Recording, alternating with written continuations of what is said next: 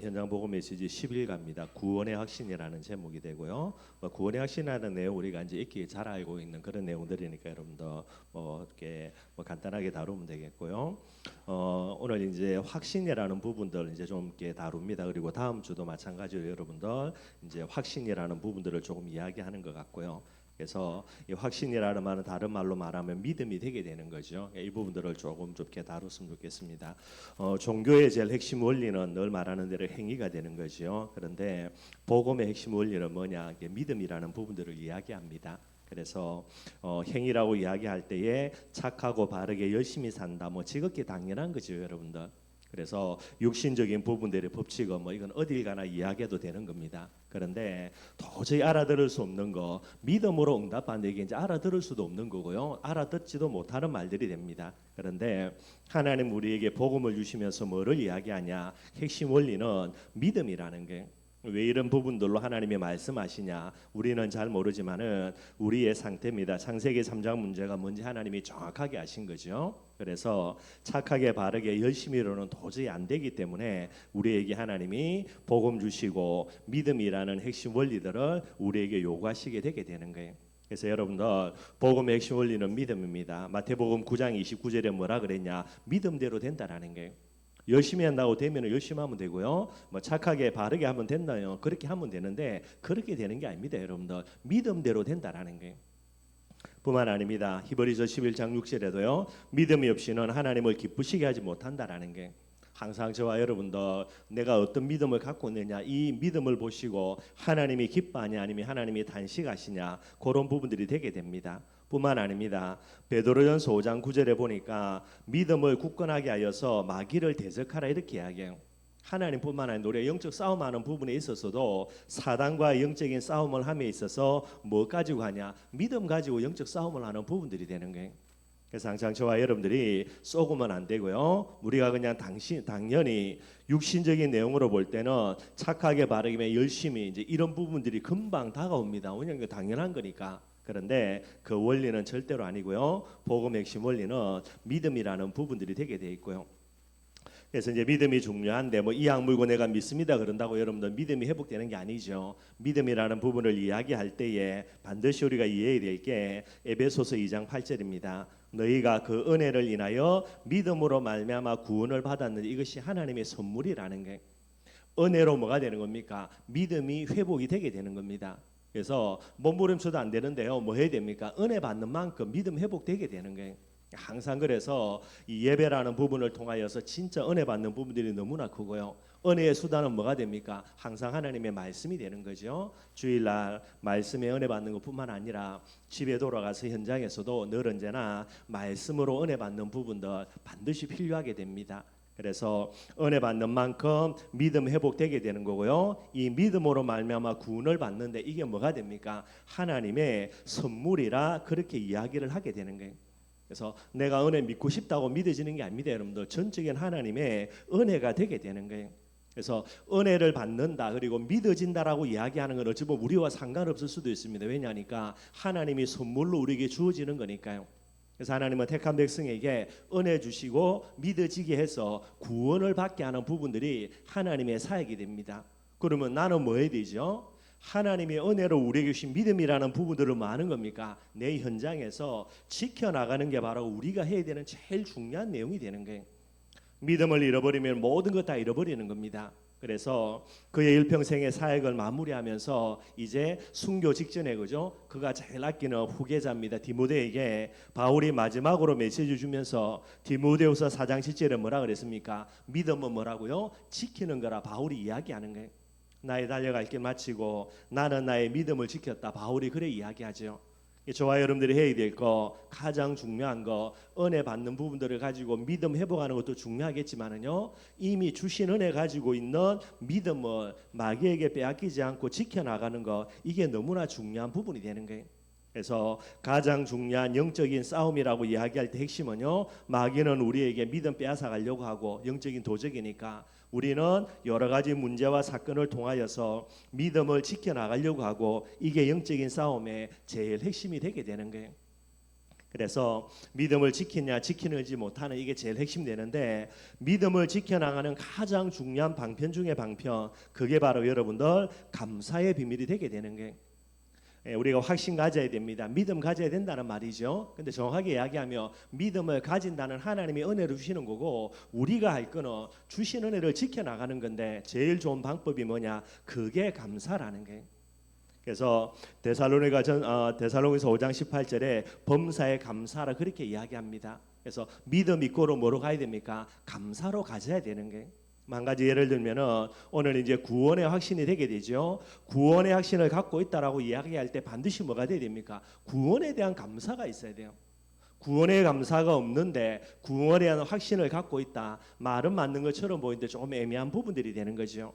그러면은 구원에 대한 감사를 가져야 되는데, 이게 여러분도 구원의 축복을 누리는 가장 중요한 비결이 될 텐데, 구원에 대한 감사를 가지면 뭐 해야 됩니까? 구원받지 못한 상태가 뭔지를 정확하게 알고요.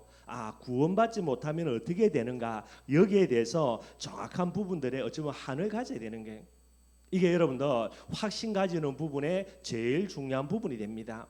쉽게 이야기하면 여러분들 그죠? 이제 뭐 인도의 확신 그러죠. 성령 인도 받지 못하고 맨날 여러분 얻어 터지고 멸망 속에 걸어가다가 하나님이 나와 함께 하셔서 나를 인도한다. 이게 얼마나 어마어마한 축복이 됩니까? 그러니 여러분들 그죠? 여기에 대해서 뭐 할 수밖에 없죠. 감사할 수밖에 없죠.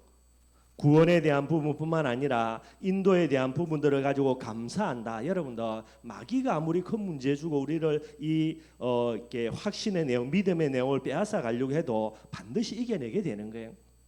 그래서 여러분들이 뭐 확신의 구원의 확신 너무나 잘 아는 내용이니까 뭐 간단하게 다루도록 하고요. 우리의 일평생의 신앙생활 할 때에 감사의 비밀도 꼭 좀 여러분들 회복할 수 있는 부분이 되어야 됩니다. 그 감사의 비밀을 가지고 영적 싸움을 통해서요, 믿음을 지켜나가면 되는 거예요. 뭐대로 된다? 믿음대로 되니까요, 여러분들. 그래서 이런 부분들을 꼭 마음속에 담고요, 계속해서 영적인 싸움에서 승리하는 우리 모든 성도들이 되기를 바랍니다. 우리 교재 보면요, 구원 얻지 못한 상태를 먼저 이야기합니다. 에베소서 2장 2절에 한마디로 공중권세 잡은 자를 따랐다 그렇게 이야기하는 거죠. 그래서 구원받지 못한 상태가 뭔가, 그리고 이 구원 얻지 못한 상태에 여러분들 진짜 한이 있다면요, 다른 게 중요한 게 아닙니다. 진짜 내가 구원받은 것만으로도 많은 겁니까? 늘 감사할 수 있는 거예요. 구원에 대해 감사하는데 구원의 확신이 없다, 그건 말이 안 되는 부분 되는 거죠. 꼭 이런 부분들 좀 참고하셨으면 좋겠습니다. 왜 구원받지 못했는가? 영이 죽은 상태죠. 허물과 죄로 죽어 있는 겁니다. 이 말은 여러분들 억압된 상태라 이야기하는 거죠. 요한복음 8장 44절에 마귀의 자녀가 됩니다. 그러니 에베소서 2장 2절이죠. 마귀의 종으로서 노예 노릇할 수밖에 없게 되는 거고요. 그러니 뭐가 없습니까? 자유가 없게 되게 되는 거예요. 에베소서 2장 3절입니다. 하나님의 진노 아래 노예있게 되죠. 그래서 늘 불안할 수밖에 없고요. 본질 자체가 뭐가 됩니까? 진노가 되는 거예요. 착하게 사는 거 맞고 바르게 사는 거 맞고 열심히 사는 게 맞는데, 아무리 착하게 살아도 본질이 뭐가 됩니까? 진노의 자녀가 됩니다. 그러니 뭐가 옵니까? 착하게 사는데 저주와 재앙이 오는 거예요.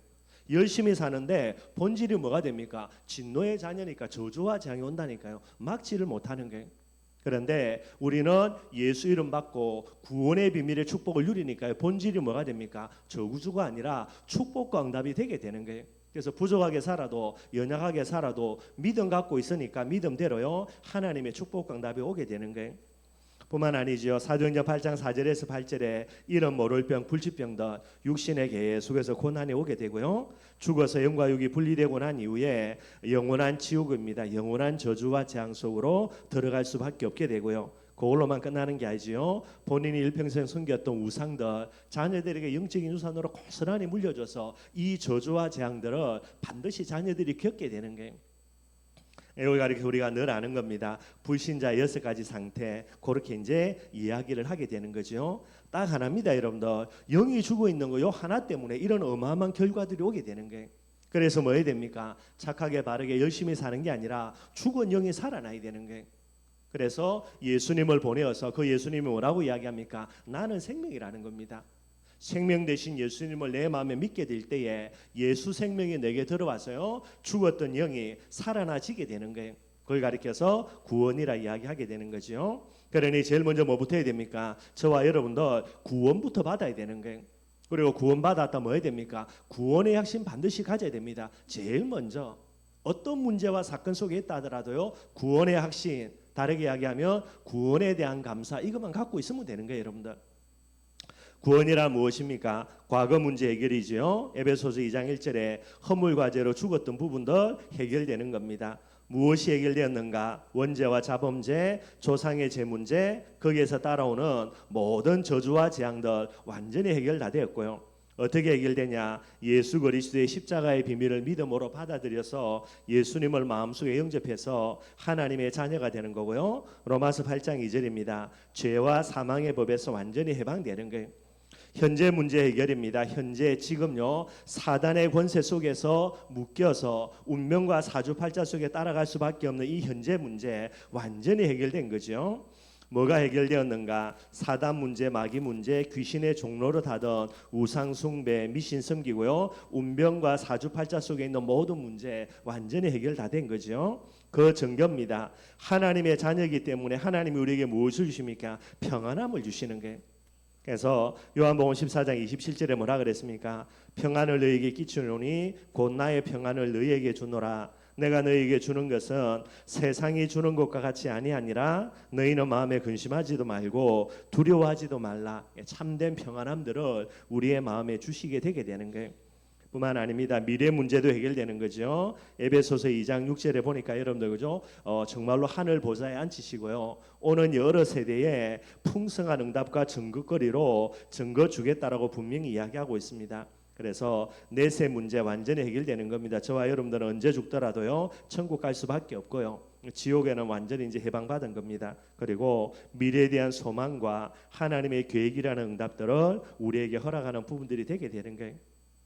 그래서 그냥 구원받았다가 아니라 뭐가 돼야 됩니까? 구원의 확신 늘 가져야 됩니다. 다르게 이야기하면 구원에 대한 감격, 구원에 대한 감사, 이게 늘 있어야 되는 게, 저와 여러분들의 가슴 속에 항상 구원의 감사 늘 넘쳐나야 됩니다. 여러분들 왜 그러냐니까 구원받지 못한 상태, 과거의 저와 여러분들의 모습이고요.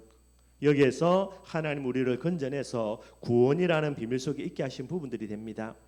구원의 확신이 없으면 어떻게 되는가? 베드로전서 5장 7절 8절에 그죠? 너희 염려를 주께 맡겨버리라. 왜냐하면 너희를 권고하심이라. 그리고 근신하라 깨어라. 너희 대적 마귀가 우는 사자같이 삼킬 자를 두루 찾는다라는 게, 저와 여러분들이 구원의 확신이 없으면 여러분도 우는 사자처럼 삼킬 자를 찾는 이 사단에게 반드시 밥이 되게 돼 있는 거예요. 그래서 반드시 구원의 확신 가져야 됩니다. 구원의 확신이 뭡니까? 요한일서 5장 11절 13절에 오늘 본문에 읽었죠, 그죠? 뭐라 그랬냐? 11절입니다. 또 증거는 이것이니, 뭐가 증거입니까? 하나님이 우리에게 무엇을요? 영생을 주셨다라는 게 구원입니다. 내가 하나님의 자녀 되었다, 생명이 있다는 말은 어떤 생명입니까? 영생인 거예요, 여러분들.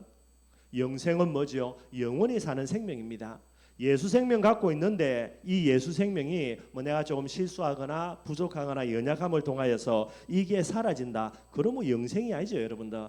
영생은 뭡니까? 영원한 생명이 되는 거예요. 어디까지 가는 겁니까? 천국까지 영원히 가게 되는 거예요. 저와 여러분들이 갖고 있는 생명은 영생입니다. 내가 조금 부족하게 산다고 없어지고요, 내가 조금 죄 짓는다고 없어지고요, 그런 생명이 아니라는 거예요. 하나님이 우리에게 주신 생명은 영원한 생명이다, 바울이 이야기하고 있고요. 이 생명이 어디 안에 있습니까? 그의 아들입니다. 예수 그리스도 안에 있다라는 게. 그래서 이야기합니다. 아들이 있는 자는 뭐가 있다? 영생이 있다. 아들이 없는 자는 착하게 바르게 열심히 아무리 살아도 영생이 없다라는 게. 그러면서 또 바울이 이야기하죠. 내가 이렇게 요한일서 말씀을 가지고, 사도 요한입니다. 사도 요한이 내가 이렇게 이 내용을 성경으로 너희에게 기록해 주는 이유가 뭐라고요? 너희에게 이것을 쓰는 것은 너희로 하여금 너희에게 뭐가 있다? 영생이 있음을 알게 하려 한다는 게. 우리 안에 뭐가 있습니까? 예수 생명. 예수 생명은 뭐지요? 영생이라는 게. 꼭 이 부분들을 가지고요, 저와 여러분들은 구원의 확신, 구원에 대한 감격, 구원에 대한 감사, 이게 늘 넘쳐나야만 되게 되는 거죠. 그래서 구원받은 자는 5가지 확신 가져야 됩니다. 구원의 확신 반드시 가져야 되겠고요. 확신을 다르게 이야기하면 감사라 그랬습니다. 구원의 감사 늘 넘쳐나야 돼요. 두 번째입니다. 기도 응답의 확신이 되는 거죠. 너희가 내 이름으로 아무것도 구하지 아니하였으나 구하라 그리하면 받으리니 너희 기쁨이 충만하리라. 요한복음 16장 24절입니다. 기도 응답을 받을 수밖에 없는 신분 자체에 대해서 늘 감사하고요, 감격하는 부분들이 되어야 되는 거예요. 기도 응답이라는 부분에서 늘 언제나 감사하고 감격한다. 그 사람이 기도 안 하겠습니까, 여러분들? 그러니 문제 올 때 문제 때문에 낙심하는 게 아니고 늘 언제나 기도 응답에 대한 감사와 감격이 있으니까요. 항상 뭐 하는 겁니까? 하나님께 기도하러 가는 거예요. 우리의 마음이 뭐가 됩니까? 기도 응답이라는 부분에 대한 감사와 감격이 없는 겁니다. 머리로 그냥 기도 응답 받겠지. 감사와 감격이 없으니까 기도라는 비밀 속으로 안 들어가게 되는 거예요. 구원에 대한 감사와 감격이 없으니까 구원의 축복 속으로 안 들어가게 되는 거예요. 결국은 사람은 어쩔 수 없습니다, 여러분들. 그래서 확신이라는 말도 중요하겠지만은요, 감사와 감격 그렇게 바꾸는 게 더 좋지 않는가 싶고요. 성령 인도에 대한 확신입니다. 성령 인도에 대한 감사와 감격도 늘 가져야 돼요, 여러분들. 간단한 게 아니라니까, 여러분들. 진짜 무당들 만나보면요, 일평생 따라다니면서 귀신이 그를 멸망으로 끌고 가는데 보통 비참한 게 아닙니다, 여러분들. 들어보면 진짜 여러분 눈물 날 정도로 그게 어마어마한 처참한 삶을 살아요. 그런데 이 저주와 재앙에서 빠져나와 가지고 하나님이 나와 함께하고 나를 인도한다. 여러분들 이 자체만으로도 감격할 수밖에 없게 되는 거예요. 여러분들 성령 인도 받기 이전에, 성령과 동행하기 이전에 하나님이 나와 함께하여서 나를 인도한다. 여기에 대한 뭐가 있어야 됩니까? 감사와 감격이 있어야 되는 거예요. 감사와 감격이 없으니까 늘 언제나 이론입니다, 여러분들. 성령 인도 받으면 되지, 받아야 되지. 받냐고 안 받지, 여러분들. 뿐만 아니죠, 사죄 확신이 됩니다. 요한일서 1장 9절요. 여러분들 진짜 죄책감에 계속해서 시달리다가 그렇구나, 복음이 이런 거구나, 그래서 모든 죄와 사망의 법에서 완전히 해방된 거구나, 그거 깨닫는다면 여러분들, 그죠? 뭐 다른 것이 아닙니다. 사죄라는 부분을 두고요, 늘 언제나 감사하고 감격할 수밖에 없게 되는 거예요. 뭐 성리학신도 마찬가지가 됩니다. 반드시 우리는 성리할 수밖에 없는 신분이고요, 이미 성리한 신분이고요. 저와 여러분들이 마지막까지 실패한다 하더라도 죽는 순간 뭐가 됩니까? 결국은 성리하게 되는 거예요. 저와 여러분들은 실패할 수가 없습니다, 여러분들. 이미 성리하신 그리스도의 성리 가운데 저와 여러분들이 있게 되는 거예요. 성리하기 이전에 나는 성리할 사람이다, 그런 신분이다, 여기에 대한 감사와 감격들 늘 있어야만 되게 되는 거예요. 요 비밀 꼭 기억하고요. 우리가 많은 거 있겠지만은 믿음을 지켜나가는 부분입니다. 제일 중요한 비밀들이 감사와 감격이에요. 특별한 은혜와 응답받아서 감사와 감격하는 게 아닙니다, 여러분들. 구원받지 못한 상태 조금만 돌아보면요, 내가 오늘 하나님의 은혜로 구원받은 거 얼마나 감사한지 몰라요, 여러분들. 이걸 잃어버린다. 뭐가 맛이 간 겁니까? 우리가 맛이 간 거예요. 중심이 변해지거나 여러 가지 부분에 맛이 가서 그러는 거예요. 그래서 이런 여러 가지 부분들을 꼭 점검하고요, 항상 저와 여러분들이 하나님 앞에 늘 언제나 하나님의 기쁨이 되는 그런 복음의 사람, 믿음의 사람, 전도 제자가 되기를 주님의 이름으로 축원드리겠습니다. 우리 찬송가 310장 찬양하겠습니다.